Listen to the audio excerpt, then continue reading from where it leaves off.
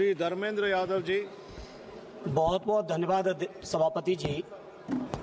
सभापति जी, आज आपके माध्यम से देश की सरकार के सामने और देश के साथ साथ कई प्रांतों की सरकारों के भी सामने समाज के उन सबसे ज्यादा मजबूर लोगों की आवाज उठाना चाहता हूं, जिनको हम लोग संविदा कर्मियों के नाम से जानते हैं।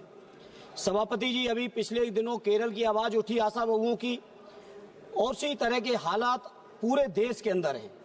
अगर हम केवल उत्तर प्रदेश की बात करें सभापति जी, तो आशा बहुएं अकेले 4 लाख, इनको केवल रजिस्ट्रेशन के लिए 2000 रुपए मिलते हैं और 600 रुपए पर केस मिलते हैं।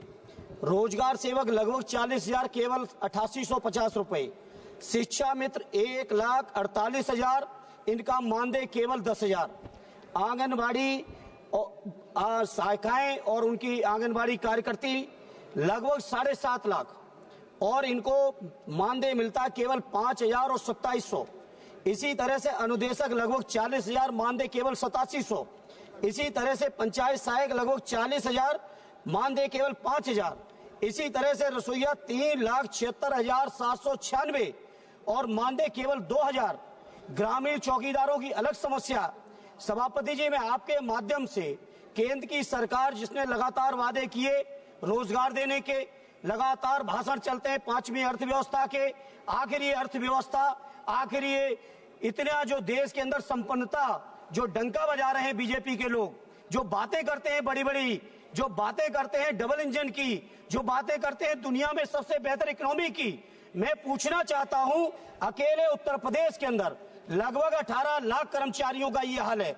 अगर इसी रेशियो में देखेंगे तो पूरे देश के अंदर लगभग 1 करोड़ से भी ज्यादा कर्मचारियों की दुर्दशा है।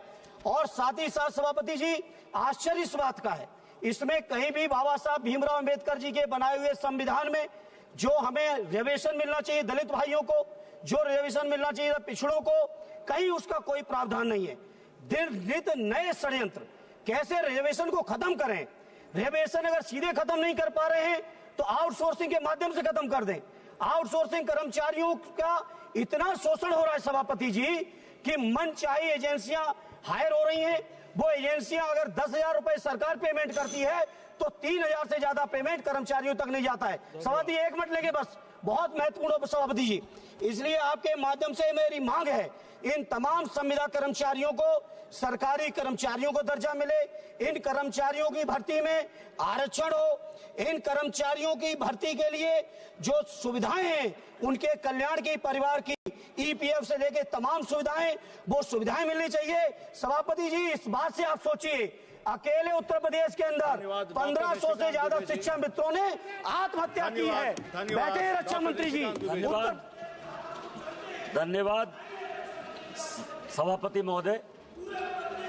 धन्यवाद। आप बैठिएगा प्लीज, आप बैठिएगा, आप बैठिएगा प्लीज, आप बैठिएगा। सभापति महोदय, मैं जिस दिन से इस पार्लियामेंट में आया हूं, मैं लगातार एक मुद्दे के बारे में इस सदन का ध्यान आकृष्ट करते रहा हूं और सरकार को हमेशा जगाता रहा हूं। 1951 में जब हमारे यहां जनगणना हुई